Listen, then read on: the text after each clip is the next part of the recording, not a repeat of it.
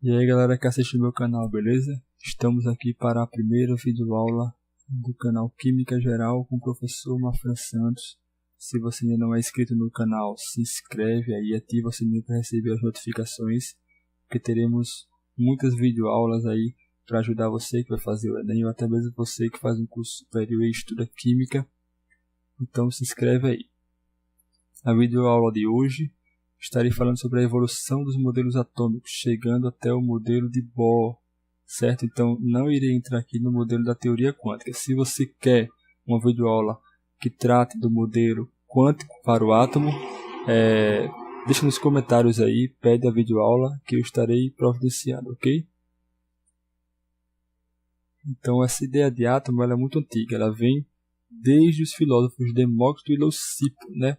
Onde eles perguntavam o que aconteceria se eles dividissem a matéria em pedaços cada vez menores. Haveria um ponto no qual teriam de parar, porque os pedaços não teriam mais a mesma propriedade do conjunto, ou eles poderiam continuar indefinidamente. Então, eles concluíram que chegaria um momento em que eles não conseguiriam mais dividir esta matéria. E foi daí que surgiu a palavra átomo. A palavra átomo vem do grego não, tomo, divisão. Significa não divisível, certo?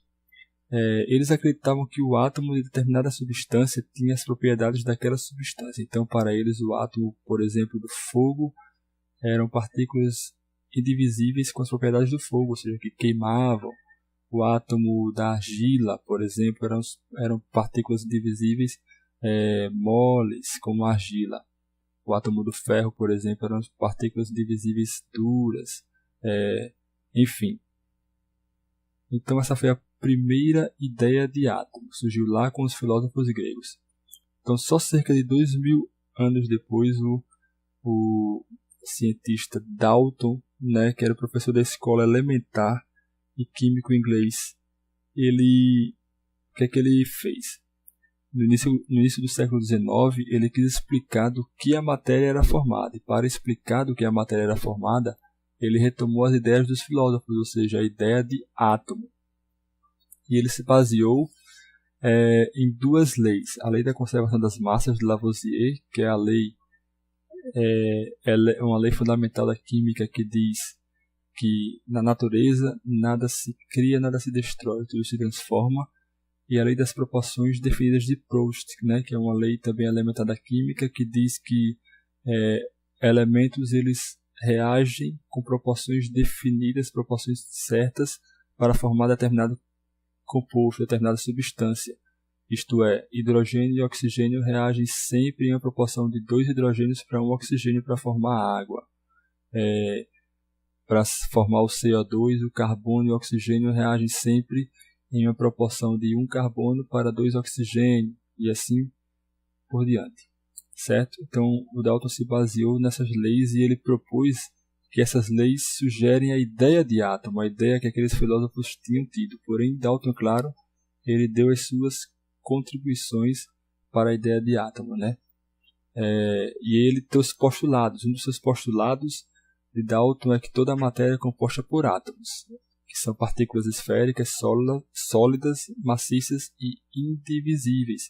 Então, como podemos ver, o Dalton também pegou um pouco da ideia dos filósofos gregos, né, falando que toda a matéria seria composta por átomos, que seriam partículas indivisíveis. Porém, ele trouxe aqui que as partículas elas eram esféricas, sólidas e maciças, ou seja, não existia espaços vazios. Né? Ele incrementou, digamos assim, a ideia dos filósofos.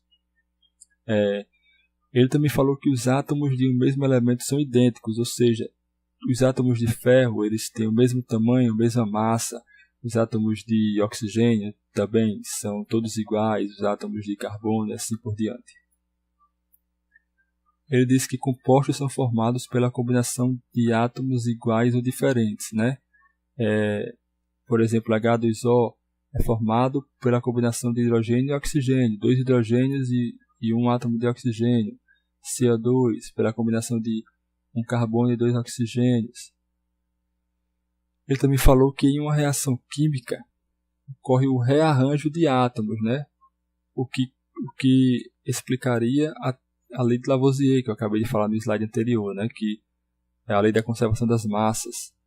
Ou seja, os átomos eles não seriam nem construídos e nem destruídos em uma reação. Eles apenas se rearranjavam para formar novas substâncias. Então, segundo Dalton, o átomo seria como essa imagem aqui, ela mostra, né?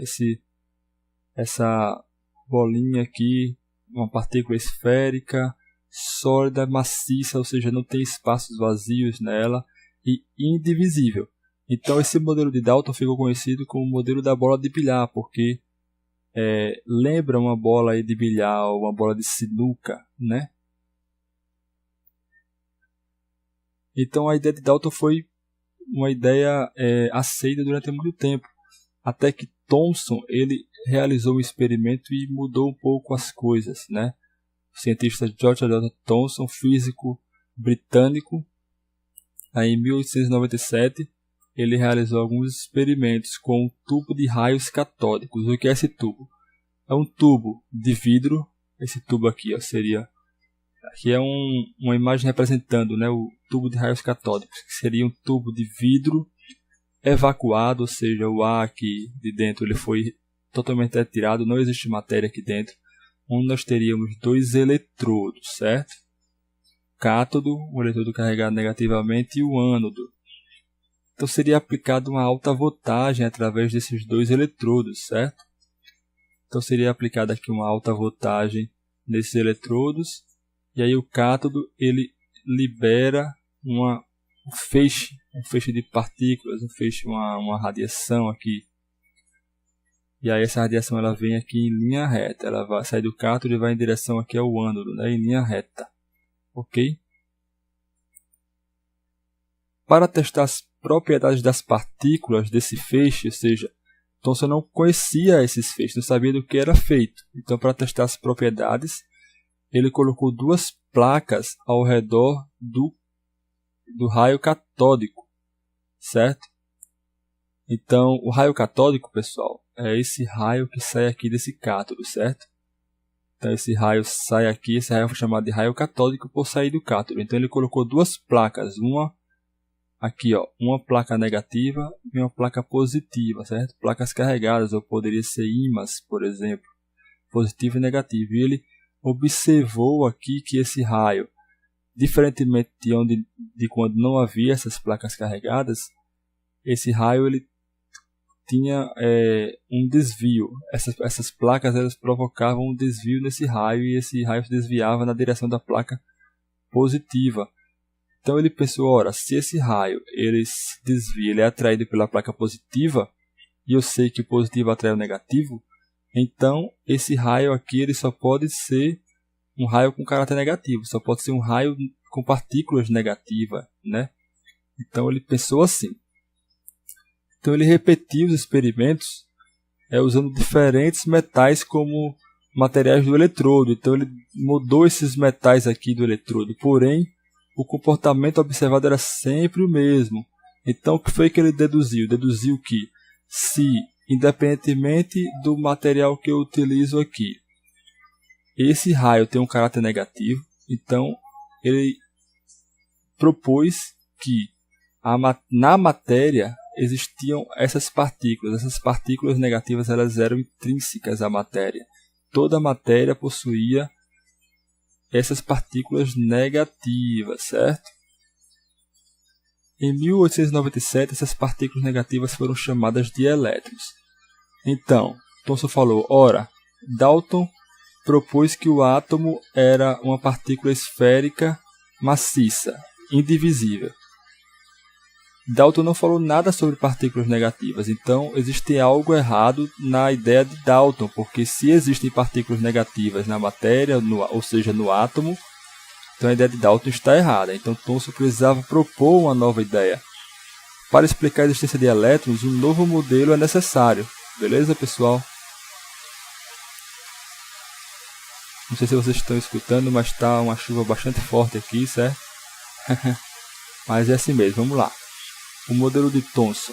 Então, Thomson sabia que os átomos não possuíam carga líquida, né? Isto é, a matéria ela não tem caráter elétrico, né? O átomo ele precisa ter uma carga zero. Então, se o átomo possuía partículas negativas, porém ele sabia que a sua carga total era zero, então também precisava existir algo positivo nesse átomo para cancelar com essas cargas negativas, né, que são os elétrons no caso. As observações experimentais e o conhecimento do caráter neutro da matéria levaram Thomson a propor um novo modelo para o átomo. Para Thomson, um átomo seria descrito como na imagem abaixo. Então, pessoal, segundo Thomson, o átomo seria desta maneira aqui, né? Seria uma partícula gelatinosa, essa partícula laranja, para ele seria uma esfera, digamos assim, gelatinosa, certo? Com carga positiva. Nessa esfera gelatinosa laranja, a cor laranja é apenas uma forma de representar, para ficar melhor visualmente para vocês, beleza?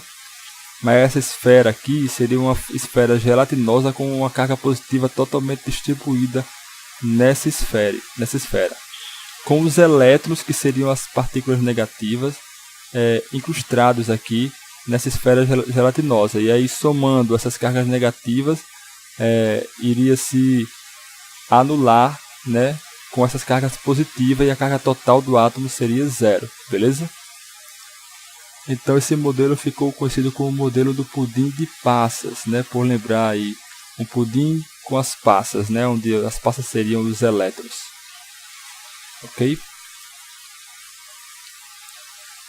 Porém, pessoal, no começo do século XX, o cientista Ernest Rutherford, ele pediu para que 2 de seus alunos realizassem um experimento, né? Ele pediu que seus estudantes de doutorado, Hans Geiger e Ernest Marsden, fizessem passar um feixe de partículas alfa, né, através de uma folha de ouro, uma folha de ouro finíssima, cuja espessura dessa folha era de alguns poucos átomos. O que são partículas alfa, né? Nesta época, Ernest Rutherford ele já sabia, ele já tinha o conhecimento de que existiam materiais que eram radioativos. Esses materiais radioativos, como o rádio, por exemplo, eles emitiam partículas positivas, né, conhecidas como partículas alfa, certo?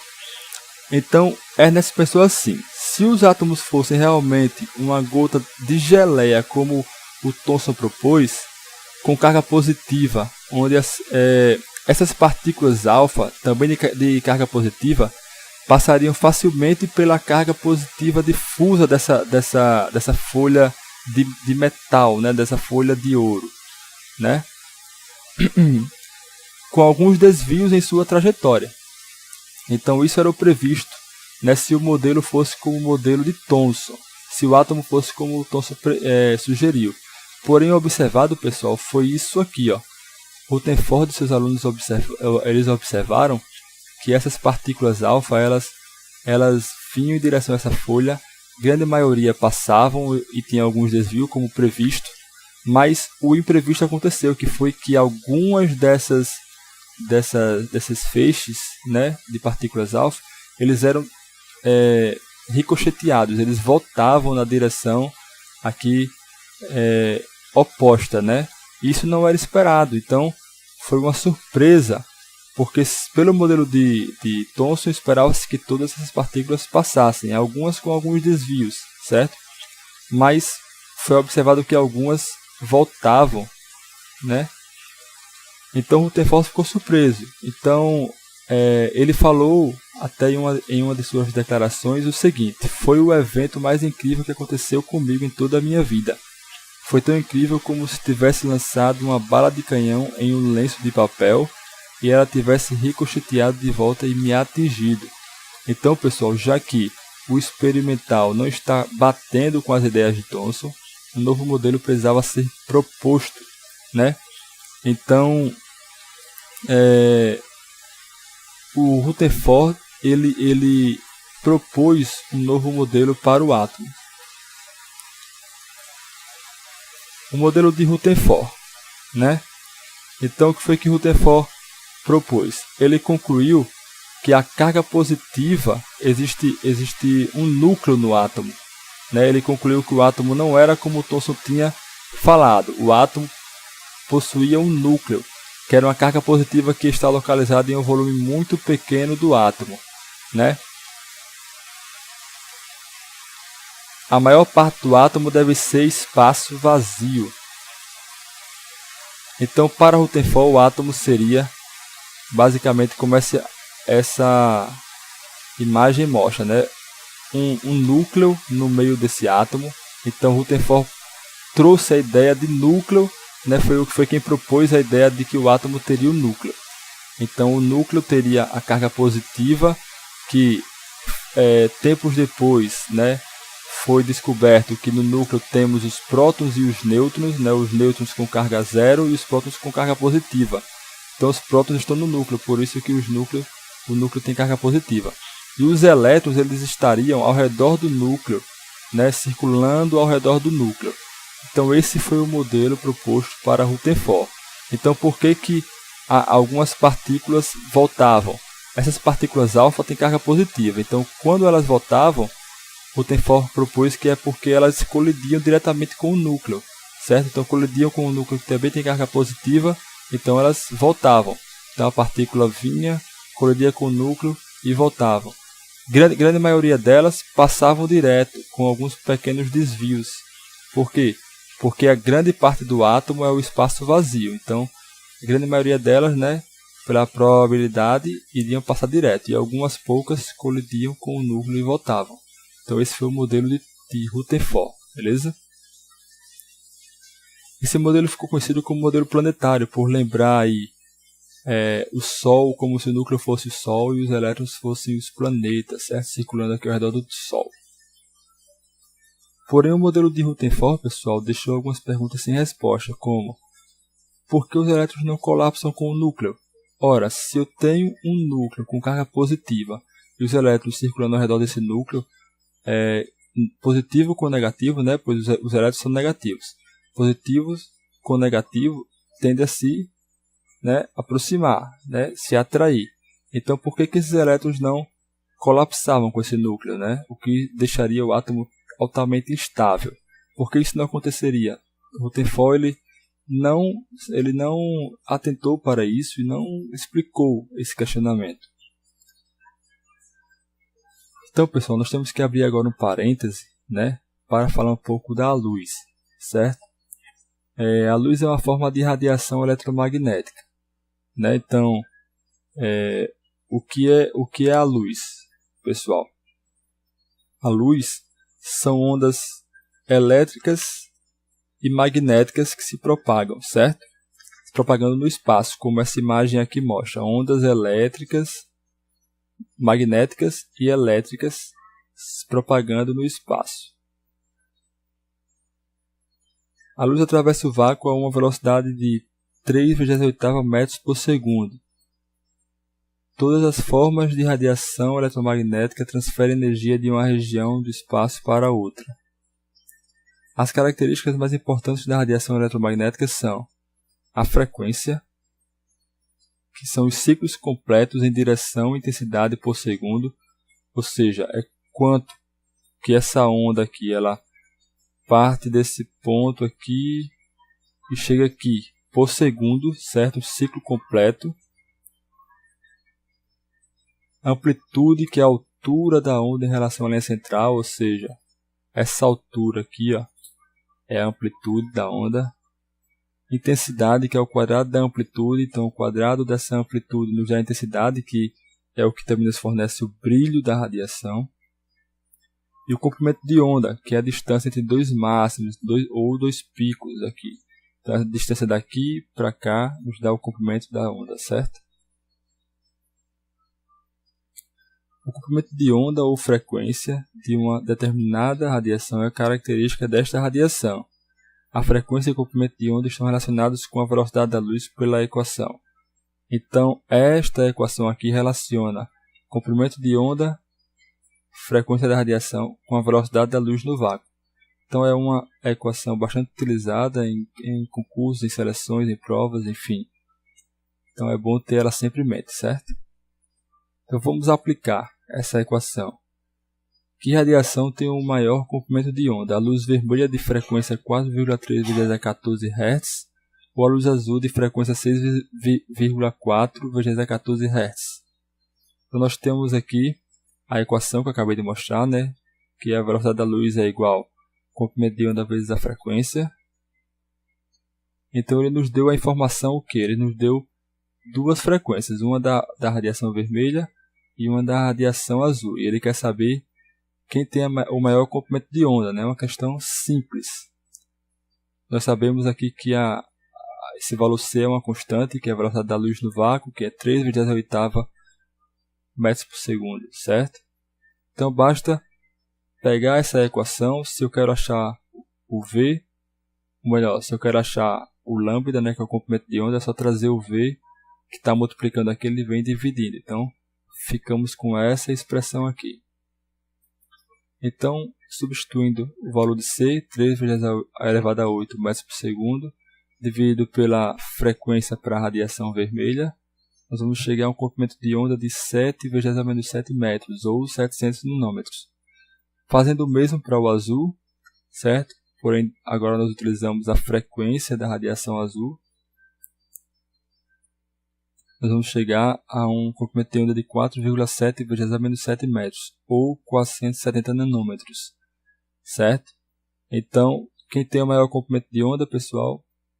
A radiação, a luz vermelha, certo? Então aqui nós temos uma tabela com alguns comprimentos de onda característicos para cada cor. Podemos ver que a luz vermelha aí, ó, que deu 700 nanômetros, aqui ela fica nessa faixa aqui mesmo, está correto. E o azul, que deu 470, também está correto, certo? Pessoal, aqui nós temos uma imagem do espectro eletromagnético, né? Todas as radiações aí que nós conhecemos, raios gama, raio X, ultravioleta, que são radiações que não são visíveis, ou seja, nós não conseguimos enxergar. Essa pequena faixa aqui é a faixa do visível, ou seja, o espectro visível da luz, radiação que nosso olho consegue enxergar, certo? E aí infravermelho, que também não é visível, ondas de rádio, enfim. Então essas cores aqui, essas faixas de comprimento de onda estão dentro do visível, ok? Então o espectro do átomo de hidrogênio. Naquele momento, alguns experimentos não mostravam resultados que não podiam ser, não conseguiam, que os cientistas da época não conseguiam explicar, como este experimento aqui. Por exemplo, eles pegassem uma luz branca, que é uma luz que tem todos os comprimentos de onda do visível, e passassem sobre uma rede de difração ou prisma, que consegue aí dividir essa radiação, né? O espectro contínuo, ou seja, com as cores, né? As cores da região visível, era mostrado. Porém, se pegasse um gás quente, como por exemplo o gás hidrogênio, pegava o gás hidrogênio, fazia com que as moléculas de hidrogênio passassem para o estado atômico. Então pegava o hidrogênio aqui gasoso, e aí passava uma luz, ou melhor, aquecia esse gás, né? Esse gás emitia a radiação, e aí passava sobre o prisma. Então era observado isso, ou seja, não se via mais o espectro contínuo. O que se observava era que apenas algumas linhas espectrais eram observadas. E eles não sabiam explicar isso. Do mesmo modo, quando pegava esse gás, não mais quente, mas sim frio, e passava uma radiação branca nesse gás e passava no prisma, o espectro contínuo, né, que se era esperado do branco, era observado, mas com algumas faixas, né, faltando. E eram as mesmas faixas que se era observado no outro espectro quando se usava o gás quente. Então essas observações não tinham explicação naquela época. O que eles concluíram é que essas evidências sugerem que o átomo só pode absorver radiação naquelas frequências, né? O átomo absorve radiação nas frequências específicas. Isso sugere que a energia envolvida no processo tem valor específico. Então começou a ter uma ideia aí de energia específica, energia que nós vamos ver aqui mais para frente, quantizada, certo? Então, alguns achados importantes para o desenvolvimento de um novo modelo. O catástrofe do ultravioleta. O que acontece, pessoal? Para entender a radiação, o que é que eles faziam? Eles estudavam materiais aquecidos. Eles aqueciam materiais e estudavam esses materiais. Então, o que é que eles fizeram? Eles pegaram um corpo que consegue absorver radiação em todos os comprimentos de onda e emitir também. E eles aqueceram esse corpo, que é chamado corpo negro, certo? E aí eles fizeram os experimentos e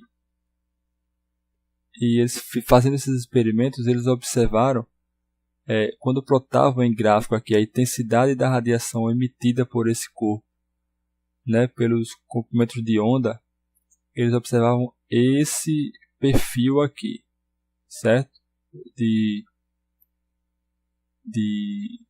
Do gráfico, beleza? Porém, são resultados experimentais que não batiam com o resultado da teoria clássica, ou seja, a física clássica que se estudava naquela época. A física clássica demonstrava este resultado, previa este resultado aqui, ó. Um gráfico que extrapolava aqui, e que na região do ultravioleta, que seria essa região aqui, teria uma intensidade muito alta. Então, segundo essa previsão da teoria clássica, não existia escuridão, porque qualquer corpo em uma temperatura diferente de zero iria emitir radiação. Até mesmo o corpo humano emitiria radiação a 37 graus Celsius, por exemplo, Então, isso foi tido como catástrofe do ultravioleta. Por quê? Porque qualquer corpo em uma temperatura diferente de zero iria destruir ali tudo ao seu redor, Porque a radiação ultravioleta é uma radiação de energia alta, então ela tende a destruir ali materiais que estiver perto dela, certo? Então, Planck, o que foi que ele propôs, Planck? Planck propôs uma nova equação para a radiação. Que equação era essa? É que a energia de uma radiação era igual a uma constante, que era a constante chamada constante de Planck, que era 6,626 vezes 10⁻⁴ joules por segundo, vezes a frequência dessa radiação, certo? Uma proposta por Planck. Então, o efeito fotoelétrico também foi um achado importante naquela época, certo? O que é o efeito fotoelétrico? O efeito fotoelétrico nada mais é do que a emissão de elétrons de uma superfície metálica onde a luz está incidindo. Então, eles observavam que quando eles incidiam radiação em uma superfície metálica, dependendo da frequência dessa radiação, elétrons eram ejetados dessa superfície metálica, certo? O Einstein usou os resultados dos estudos de Planck para explicar o efeito fotoelétrico. Ele propôs que a radiação eletromagnética é feita por partículas que mais tarde foram chamadas de fótons, certo? Então, para Einstein, essa radiação aqui, era formada por o que ele chamou de fótons, que seriam partículas. Então, um feixe de radiação seria composto por partículas de energia específica, certo? Que ele chamou de fóton. E ele utilizou a equação que Planck propôs nessa ideia dele. Ele falou que a energia de um fóton de uma radiação X, a energia desse fóton seria igual à constante de Planck vezes a frequência dessa radiação, certo? E aí ele chegou nesta equação para o efeito fotoelétrico. Que equação é essa? É que a energia cinética deste elétron que é ejetado, certo, vai ser igual a hν, que é o que? A energia do fóton, certo? Menos essa função aqui que é chamada de função trabalho, que é a energia mínima que a radiação precisa ter para ejetar esse elétron. Então ele chegou nesta equação baseada nas ideias de Planck para explicar o efeito fotoelétrico. certo? Isso aí foi onde teve início a teoria quântica, né? Que eu não vou falar muito, não vou falar dela aqui nessa aula, mas em próximas aulas, se vocês solicitarem, eu poderei estar falando sobre a teoria quântica, certo? Então, o modelo de Bohr. O que é que Bohr propôs? Ele propôs, certo, que o átomo ele seria, assim como o Rutherford falou, teria um núcleo com carga positiva, né, no centro e os elétrons ao redor. Porém, os elétrons eles não estariam dispostos aleatoriamente. Eles só poderiam assumir níveis de energia, níveis específicos de energia. Um elétron não poderia estar em uma região onde é impossível que ele esteja, ou seja, aqui nós temos um nível, por exemplo. O elétron ele não poderia estar abaixo deste nível, aqui, por exemplo, ou aqui. Ele teria que estar neste nível aqui, nesta camada, e assim sucessivamente, certo? Então, Dalton chegou a uma equação do raio, do raio, né, destes níveis, da distância destes níveis para o núcleo. O que seria esse Rn? Rn é a distância da camada 1 para o núcleo, por exemplo. A distância dessa para o núcleo. R2 seria a distância desta segunda camada para o núcleo. N seria a camada, o nível. Aqui N aqui no caso é 1, aqui é 2, aí depois 3 e assim sucessivamente. E R1 seria o raio de Bohr. O que seria o raio de Bohr? O raio de Bohr é o menor raio permitido para o hidrogênio. Então, o Bohr propôs aqui esta equação, certo? E Bohr descobriu ainda o valor de R1, né? Ele descobriu que R1 era igual a 0,529 vezes 10 a menos 10 metros. Então, perguntas sem resposta, né? Como eu falei antes, o modelo de Rutherford não explicava porque os elétrons não colapsavam com o núcleo. Será que Bohr explicou isso? Claro que sim, né?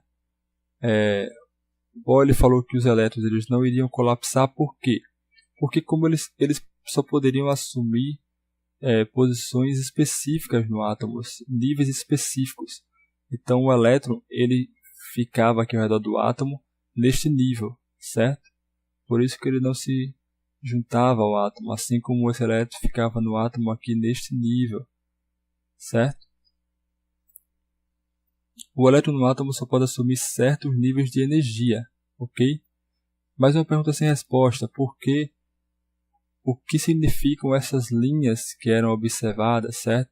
No espectro aqui de emissão ou no espectro de absorção. O que significam essas linhas? Essas linhas, elas existem justamente por causa desses níveis energéticos que Bohr sugeriu, certo? O que seria essa linha? Por exemplo, quando eu aqueço aqui o gás, certo? Por exemplo, supomos que é um gás composto por átomos de hidrogênio, certo? O átomo de hidrogênio tem um elétron. Um elétron, então, ele fica aqui no nível mais baixo de energia, né? Para que tenha uma maior estabilidade. Quando eu aqueço esse gás, eu forneço energia. Essa energia ela vai para esse elétron. E aí, como ele aumenta de energia, ele não pode mais ficar nesse nível. Ele tem que ir para o outro nível o nível de energia mais alta, que é o nível mais distante aqui do núcleo. Então, quando eu forneço energia para esse elétron, ele vai para um nível mais externo, certo?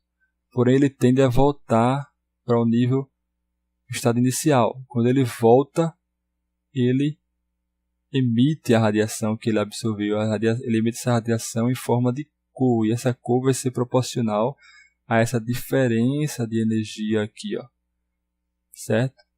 Então, por isso que ele só observava ele só observava algumas linhas específicas no espectro de emissão.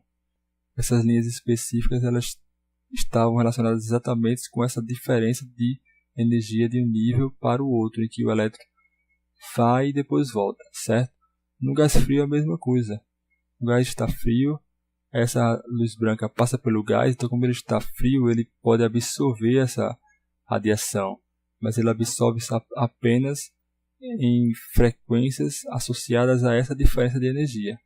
E aí quando passa por um prisma, a radiação branca ela é toda aqui, ó, o espectro ele é mostrado, mas aquelas faixas em que o gás absorveu, né, elas não são mostradas, ok? Então, pessoal, assim nós encerramos a aula. Aqui nós podemos ver todos os modelos, né, a evolução dos modelos atômicos, começando com Dalton, que propôs que o modelo o átomo era indivisível. Depois Thomson veio e trouxe a ideia de cargas positivas e negativas no elétron, né? Depois disso Rutherford trouxe a ideia de núcleo para o elétron, e depois disso Bohr trouxe a ideia de níveis energéticos para o átomo, certo? Então é isso. Aqui nós temos o modelo de Schrödinger da mecânica quântica, qual eu não vou falar, né? Mas a ideia do átomo é basicamente essa. Se vocês quiserem que eu fale do modelo de Schrödinger, falem aí nos comentários. Foi isso, galera. Se inscreva no canal, curte o vídeo aí, ativa o sininho para receber as notificações e obrigado, valeu!